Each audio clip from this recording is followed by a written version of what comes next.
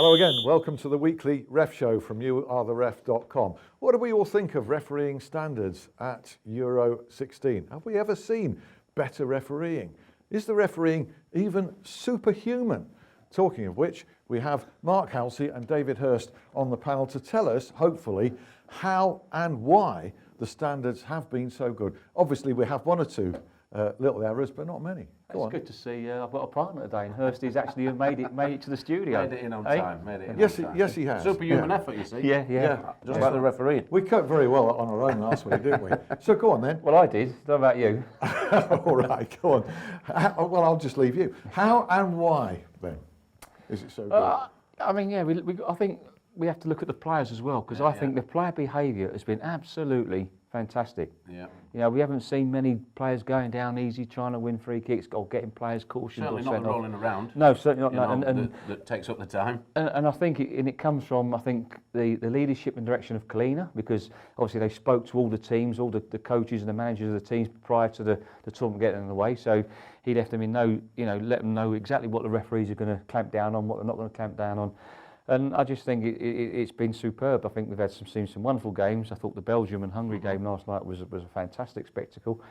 So I think it's clear leadership from Kalina on letting the game flow, letting the game breathe, giving the players a chance, and that's what it's all about. I think we've got a situation. I think it's going back a little bit old school. I know when Mark was refereeing, and you'd go into clubs and you'd train there and you'd understand the players, and I think that's what Kalina's got them doing. Like he said, You've gone into the club, spoke to the coaches, watched the players, and they're understanding the game a little bit more from a player's point of view. He's actually brought in football coaches to brief the referees ahead of matches on the tactics of teams. Well, this is what my centre forward does in the penalty area. I don't think he goes down easy, so don't give it. No, what it is, we're going to touch on that, because what UEFA have done, they've brought in their own football coaches to analyse the teams the day before the game. So they sit down with the referees for an hour and they go through different things about players. You look at Skirtle, against Germany, that you'd have sat down there and everyone knows about Skirtle, how he's got away with so many offences in the penalty area and got away with it. Well, he didn't get away with it, did he? Against Germany. And it's a great move forward, like you say. It's made for a lot better refereeing. Neil Warnock made two great points in his column for youaretheref.com. One was that it was like going back to the old days, and tackling was allowed. You can tackle with confidence that you're not going to get a caution. And the other thing he said, there was a lot less play acting than we feared, most of us, because players know there's no point. They're not going to get away with it, are they? We said it before the tournament, with the shirt pulling and things, that it has to be clamped down, and I think it has been. I mean, obviously you're going to get one or two occasions where things go awry, but I think in all round it's been good. The tempo of games is continuous, multi-ball, not very much time wasting. I think we've just got to be careful that we don't allow too much reckless challenges go, because I think what we're seeing is that in some of the games where there's absolutely nailed on cautions for reckless challenges, they're letting them go, and sometimes you just got to draw the reins back in and be careful that we don't let too much go. There speaks a man who never took a yellow card even out onto the field with him. Well, I've got to tell in Sheffield Derby. Listen, I have to tell you, there were a few occasions I forgot to take my cards out at all. I left them in the changing room. So, is that actually? That's actually true. Yeah, that's actually true. Yeah. So best game he had, that was. the one and only. So we're all mightily impressed. There was grappling in the Republic of Ireland-Italy game, as referred to previously, but that was allowed to go in that particular game, wasn't it? Yeah, I was surprised that Shane Long should have had an absolutely a nailed-on penalty for that. And as I say, the referee's his awareness on that situation. He's seen it, and for me that was an easy decision to give Ireland a penalty. Fortunately, it didn't matter, did it? It could have done, couldn't it? Well, I think if a penalty's given, all games can change on a penalty. Yeah. If it gets scored in, it levels the score or takes you down, advances the score. So but like I say, we're never going to have the perfect tournament. But it's as near as. But it's as good as we can get, and it's got, like I say, it's going in the right direction. While we're praising most of the referees and officials, there is one or two that are going to have bad days. We all have bad days at the office, and he'll probably come off that game and mark it down as that's the one. Well, you can tell, because the ones that have had bad days at the office have gone home. Well, exactly. Yeah. But fortunately, we've still got our guys out there. Absolutely. Yeah. England's still going strong, whether or not Roy Hodgson and the boys progress in the tournament. You may well have seen the England-Iceland game before you've watched this show, so we're clueless as to what happened in that one. But we do know that our two representatives, refereeing-wise, are going strong. Mark Clattenburg refereed Poland-Switzerland, 1-1. Poland won on penalties. And the Wales-Northern Ireland game was thrown to Martin Atkinson. And first of all, about the decision to give him that. Well, I think it's a great decision. I mean, I think finally that the world of football, understanding how football works, first and foremost, you know, to put a man in charge that's been in charge of these players on a weekly basis, you know, and so he understands the contact sport that we have in the Premiership.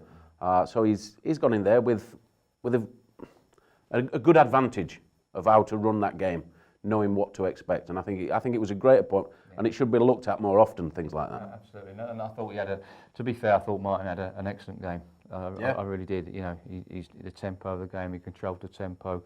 The only negative point I have about Martin is, listen, he refereed the game ever so well. Don't get me wrong. It's just that his recognition of careless, reckless. He cautioned a challenge, rightly a challenge for a reckless challenge. Then he let one go, and then he cautioned Taylor for a careless challenge. It was just a careless challenge, and it's about recognising react off the one that you've missed.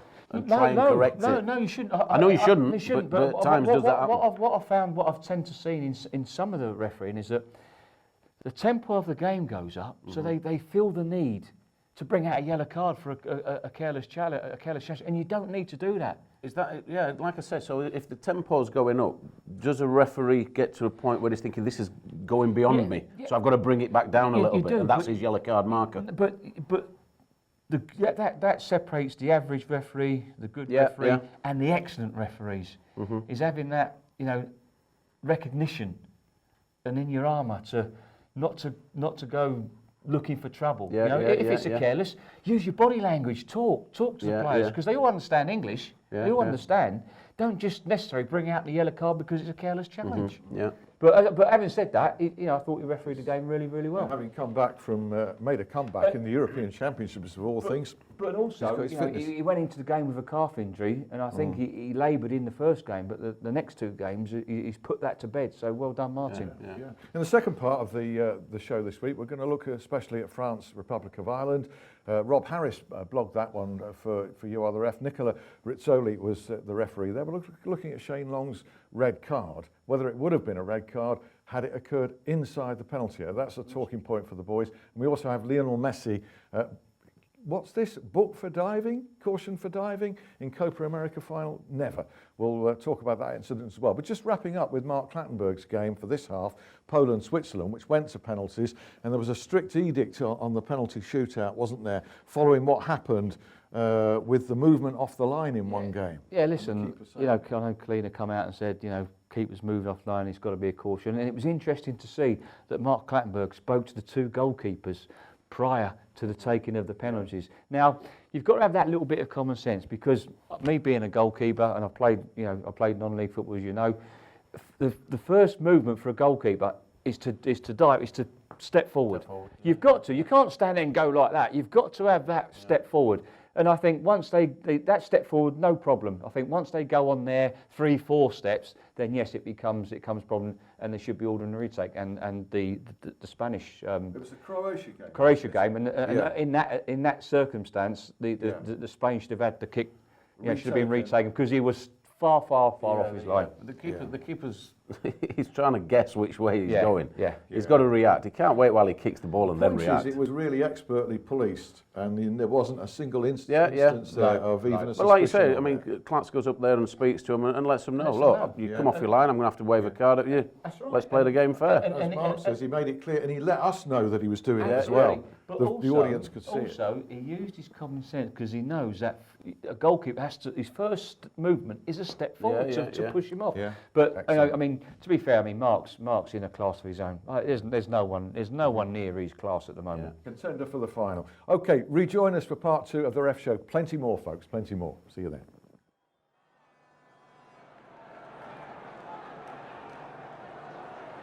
At the coin toss, you fumble the catch, but the home captain cleverly plucks the coin from the air before it hits the ground, then slaps it on his wrist and challenges his opponent in the usual way. The away captain shouts heads, and heads it is. Both are happy to kick off as normal. Are you?